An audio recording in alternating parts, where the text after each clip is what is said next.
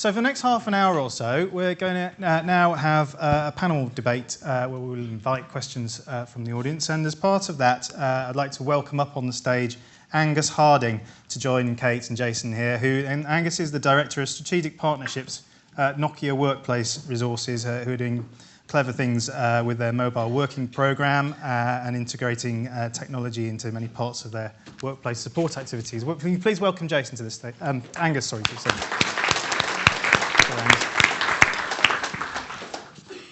Okay, so I'm going to throw this open to the audience to see whether you have any questions about what you've just heard.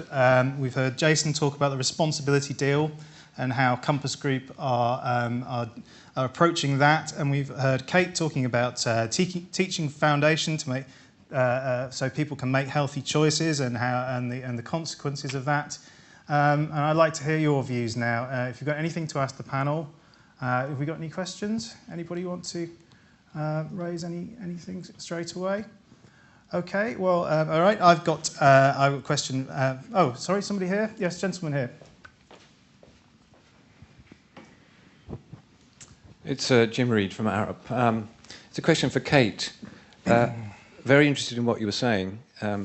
Almost to the point of being intrigued, but at the same time frustrated, because I was waiting for you to give us some examples of what we should be eating. Without giving away your intellectual property, please tell us what we should eat to be healthy.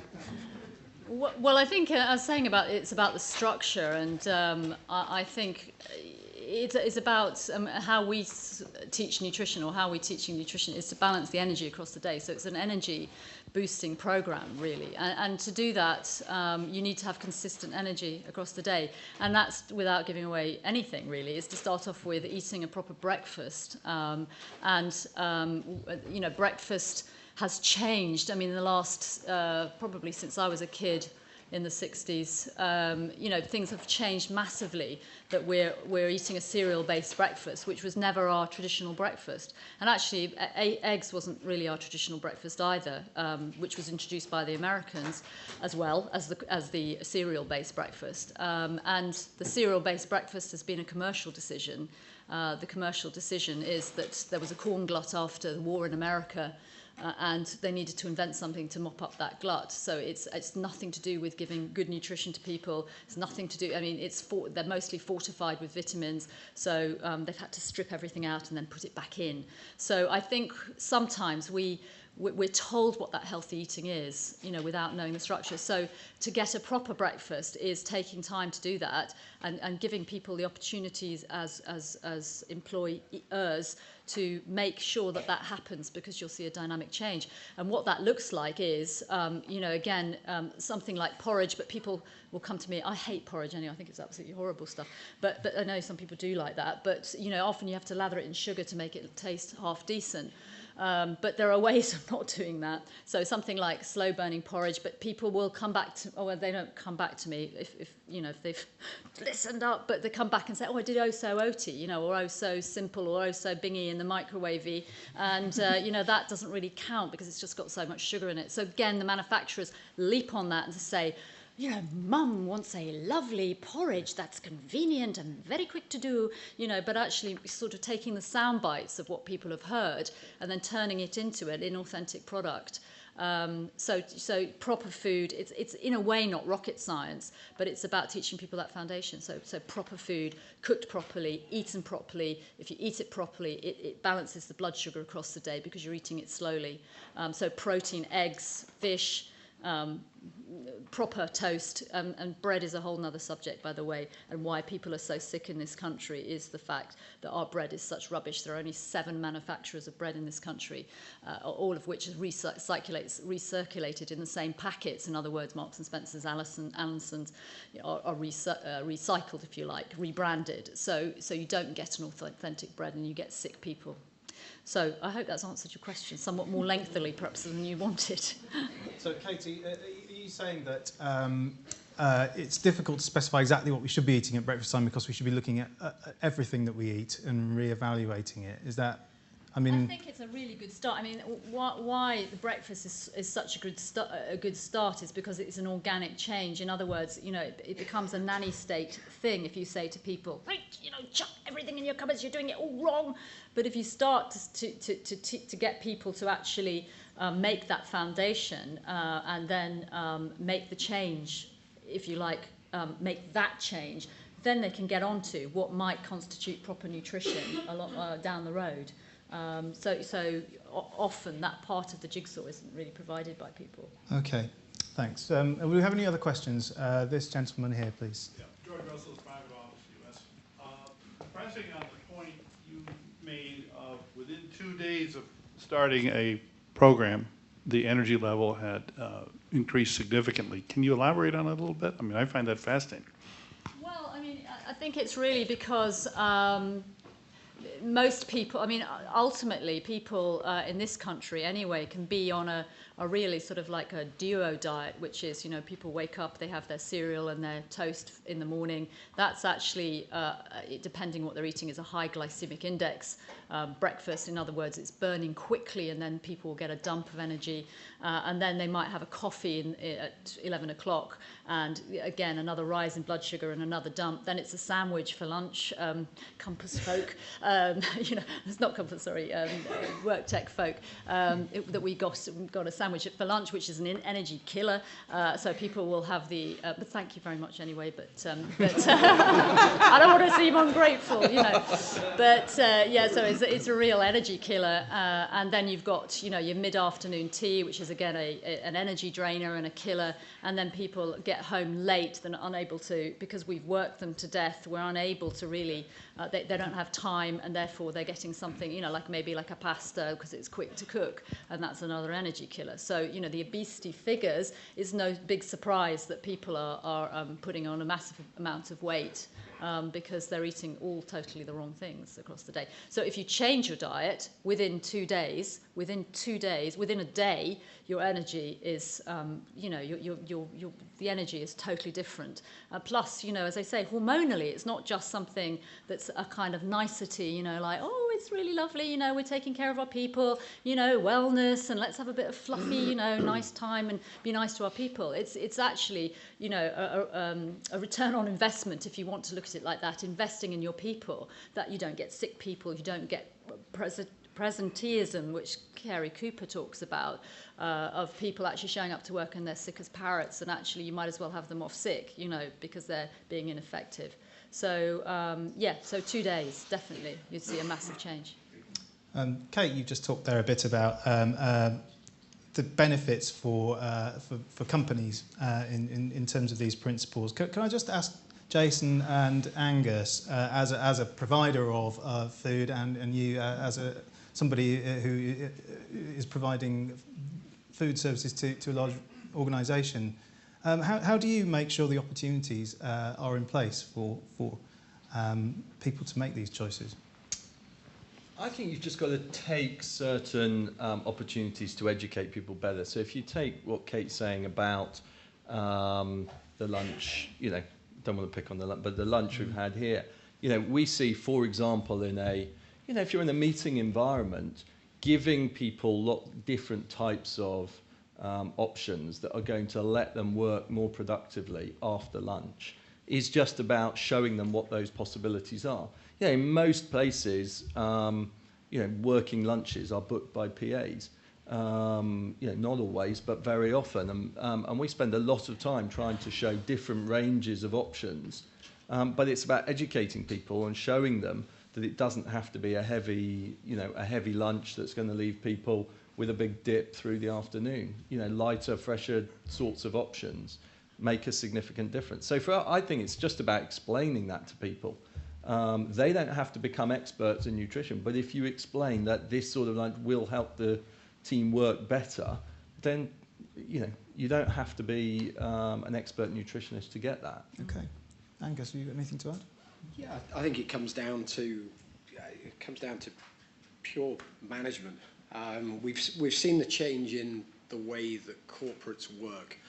We've seen over the last 10 years how technology has stopped people working 9 to 5. We've seen globalization in these large organizations, and people can no longer control their lives to the same extent as they used to.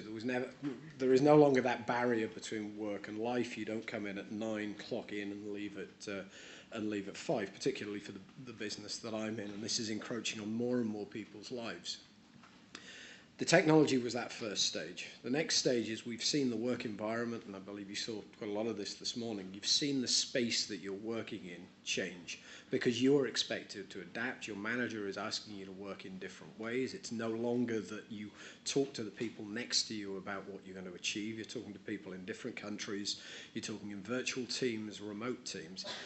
This is the next iteration. This is the next level of maturity in terms of controlling that environment and giving people what they need, and be it providing a level of education so that you're providing a management guiding hand as to what is good for you, not only for the company but also for you in your personal life, but providing that whole balance. We're asking people when they sign up to an organization nowadays to sign up with considerably more than that 9 to 5 and considerably more than doing a base job in a lot of cases now.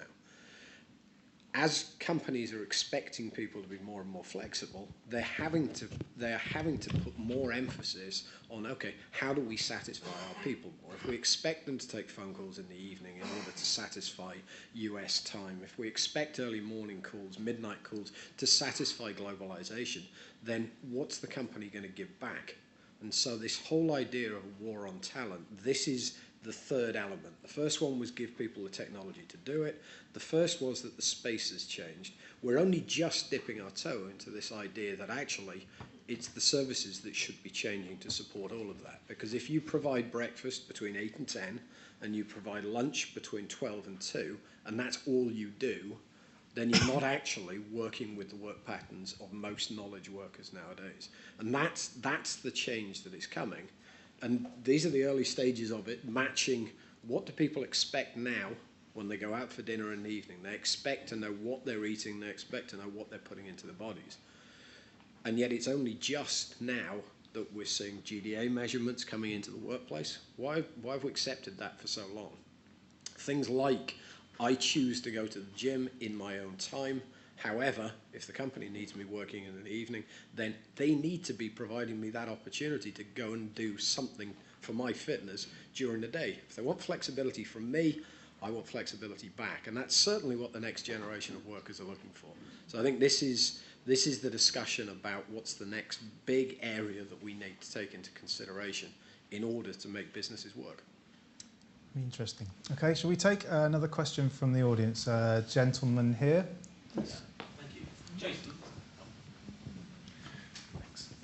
Thank you. This is for Jason, really. Jason, we've spoken a lot about how we have people's well-being, how we can look after people in the workplace. Just from your angle, really, at the front of all that are the animals that are providing the food. Now, we're quite interested in Compass, particularly in your reaction to things like battery farming, free range, stall and tether pigs. What do you do about the welfare of the animals that you feed us? I mean, I think the answer is we're doing a huge amount, which is it's been a big part of the procurement and sourcing agenda for a number of years, being increasingly important. And we recognise that with the numbers of people, the sort of volumes that we have, we can make a big difference. You know, when a company like Compass moves entirely to fair trade bananas, to pick an example, it makes a big difference because we buy a hell of a lot of bananas. And similarly with treatment of animals, you know, I think there's some significant progress and it will continue. You know, when you look, for example, signing up to the Marine Stewardship Council for Fish, and making a commitment across our entire business that is the only fish we will serve on our menus. Those are significant commitments. So I think that agenda is really important. We recognise, you know, we can move the needle, and as do, you know, other big companies, the Tesco's and others. So you know, we recognise we have a big part to play. And you saw, you know, there's the customer part of that as well, because customers care these days increasingly about where things have come from, how you've treated them along the journey. and what the environment is that you've sort of helped create, if you like. So that has become much more important. Okay, thanks, Jason. Any more questions? Gentleman here at the front, and then we'll move to this point. Hi, Ronan from Cisco. First of all, fascinating session, fascinating topic.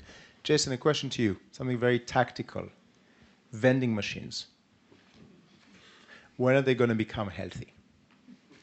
We, all of us travel continental Europe, the UK. Vending machines are not catching up. It's a good question. I think there's two things that are happening. One, our US business has already made some very significant strides, and there's been trialing over the last 9 months a new healthy. I mean, it looks like a healthier machine as well, which is a good start. It doesn't look like lots of shiny neon. It's got sort of brown paper bags sort of hanging off it, not quite, but that sort of look. And it is increasingly being stocked with much healthier products. So we will see it happening. But I think the interesting thing here is, forget what the medium is, whether it's a vending machine or a shop, the data shows that people want the choice for healthier options, but most of the time they still choose the Twix or the Kit Kat. And they don't choose. So the data is just there. Now, you need to be able to provide the healthier options, but currently the customer is making those decisions. So we need to be able to provide both. And it's interesting. It's like the voting session we had, which is lots of liberals in the room. But actually, when when the rubber meets the road, they're telling people to wear jumpers or turn the heating up. And it's the same point with healthy eating, which is that. I think there's one other point as well, which is not so much a vending point, but is a customer issue, which is from the service provider side. We've got to make healthy options taste great. The reason people choose fish and chips on a Friday is because they taste great, right? It's not because they've got 1,000 calories and 85% of your daily fat. It's just most people enjoy eating that. So it's really important that our chefs and product development guys are working hard on having really great tasting healthy options, because we'll never get people just eating bean sprouts or it just won't happen. Can I interject, which picks up very nicely on the fact that actually most people don't know what they're doing, and if you did know what you were doing, you would choose the healthy option. I mean, if it's just there as a sort of worthy, thing that kind of your mum's telling you to do, you're not going to do it. So you need that basis of not necessarily, there's plenty of information out there, but it's about, and I hate to use the word education because it sounds like, you're trying to sort of teach somebody something in a school kind of way, but it is about really, why wouldn't you want to be dynamic? Why wouldn't you want to change your life? Why wouldn't you want to feel great? Why wouldn't you want your hormones to act naturally? Why wouldn't you, if you knew that that's what it could do? But I think so often it's like you're presented with a healthy choice and it's like, fish and chips or bean sprouts. Okay, the bean sprouts. No, there's fish and chips. So you're going to make that. You're going to always make the wrong choice through that lack of knowing. And I think the last thing I would say is the exciting opportunity for us is having chefs going into schools, because at the end of the day, this is largely about a generational thing and teaching. We won't do the same as nutritionists, but helping educate. We've got a program where chefs are going in and talking to 6, 7, 8-year-olds about food and what is good for you and what's less good for you. And I think that's absolutely key here, because this will take a generation to change. This is not going to be a tomorrow issue. I do think that. But also I think one of the companies we worked for as in a food consultancy sense. When I first met the managing director, he said to me. He said, I'll imitate what he did, but he said, nutrition? What we know about nutrition, we could write on the back of a postage stamp. you know, and this is somebody who's actually giving options to the public. And the fact is that, you know, sometimes we can provide people with something, and sometimes this hasn't come from a nutritional basis, actually. It has come from, you know, and you should always lead by the taste, by the way. You should always make food taste wonderful. You should always, that's a huge consideration about community and about eating together. You know, that's what I love about companies that are forward-thinking enough to have canteens in their buildings, because it's about a community. It's about something else rather than just the nutrition as well. But sometimes it's led by chefs who actually don't understand the why of the whole thing. And I'm very passionate, as you can tell, about that why, as opposed to what that is at the end of it. Okay, thanks, Kate. Any more questions here? There was a gentleman down here at the front. Shall we ask? Yeah, go to you first. And then we'll come to you later.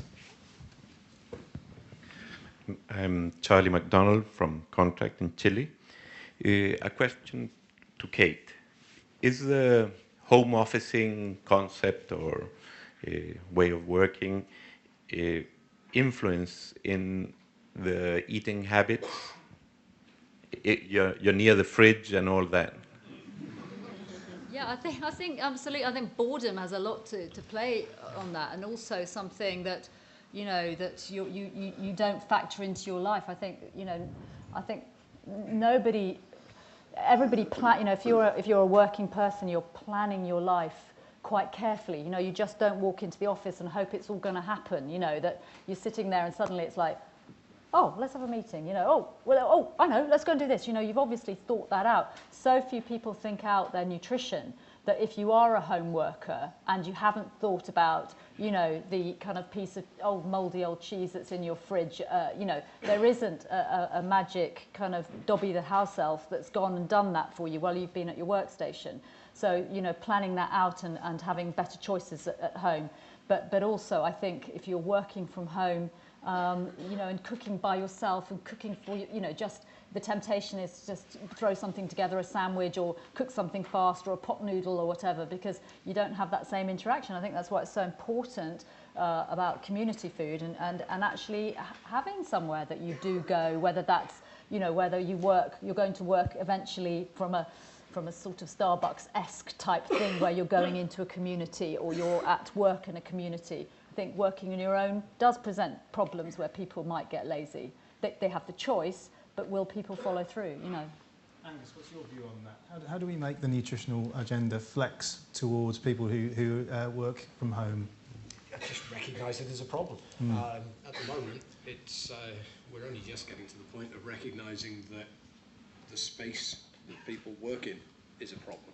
We're just about getting our arms around what needs to be done within the office environment.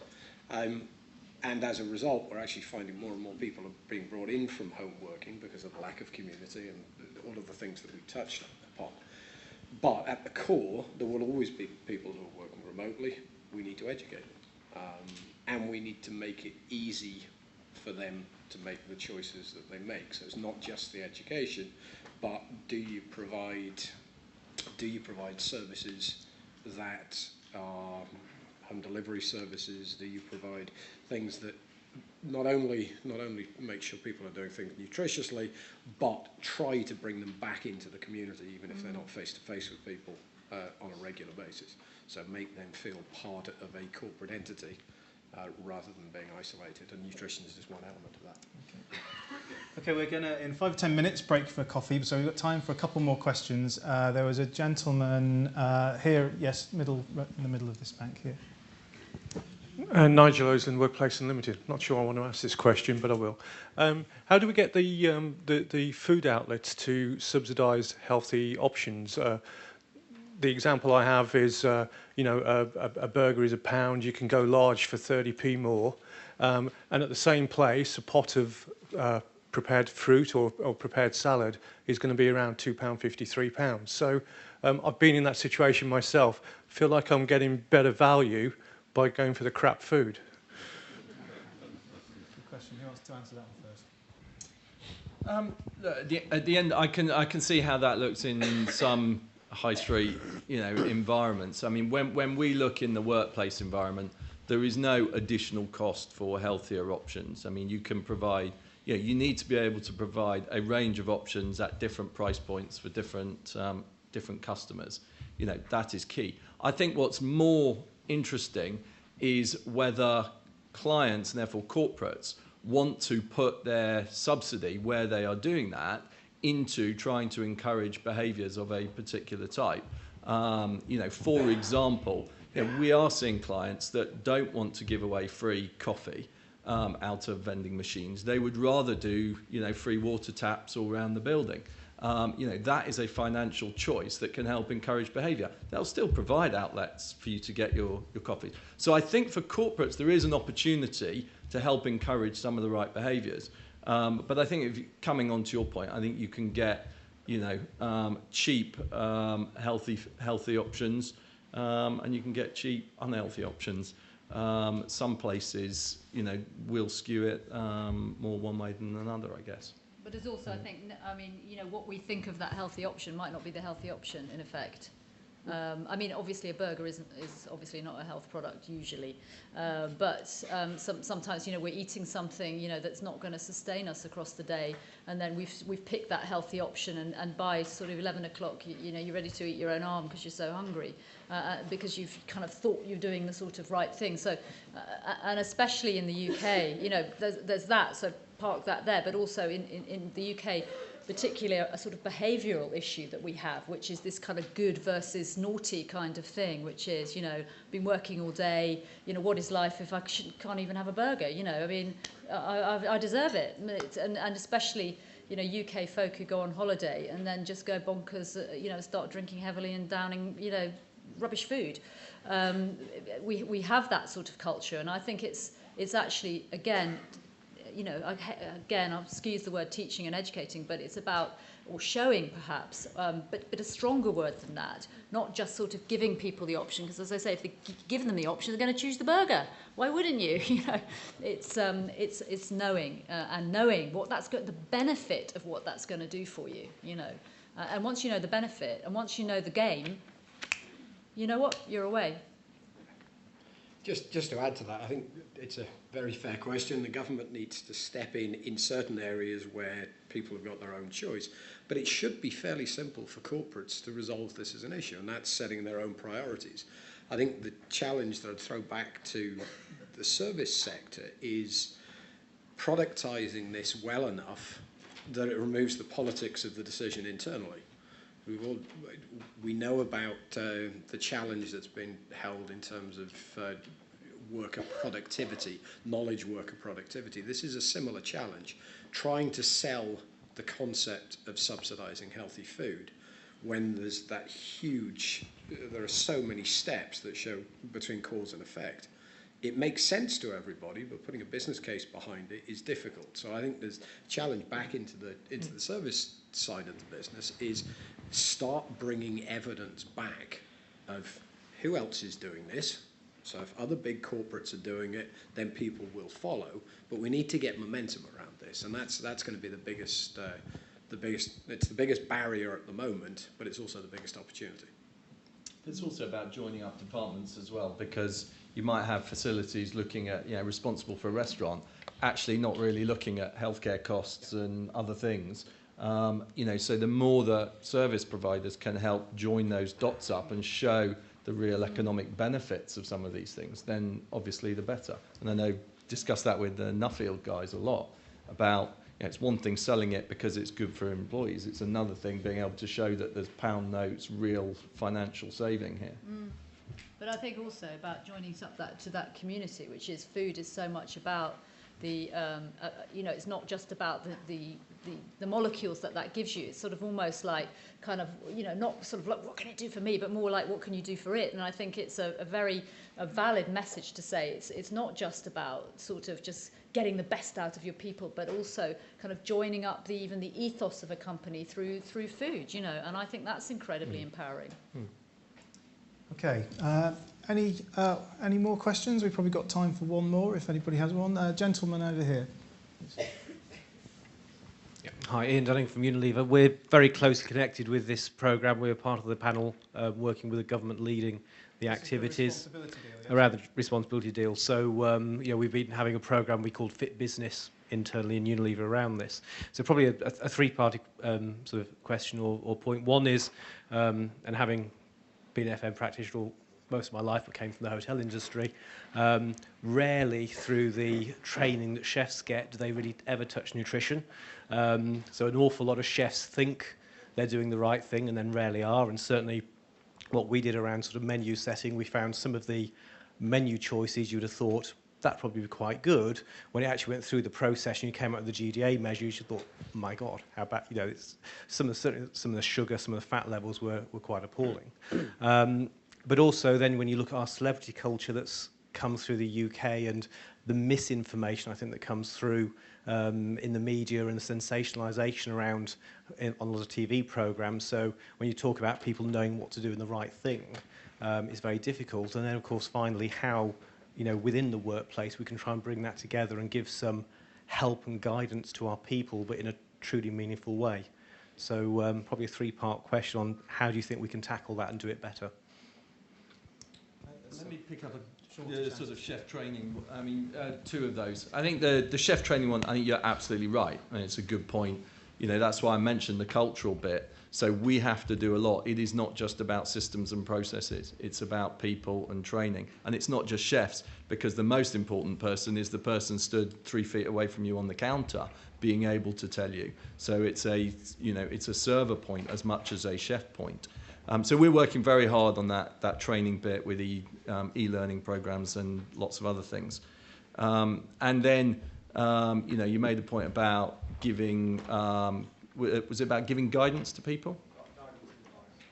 Yeah, I mean, I think exactly the whole reason for our tie-up with Nuffield is exactly based on that, which is how can we bring together the nutrition and the well-being, and the fact that Nuffield have hundreds of physiologists and nutritionists, and the ability to bring and work together to educate and inform people in a work environment is really exciting, and that's exactly what that's about.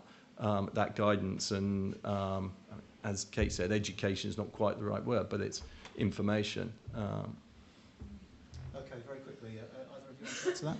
Yes, I will. From the corporate point of view, procure smartly.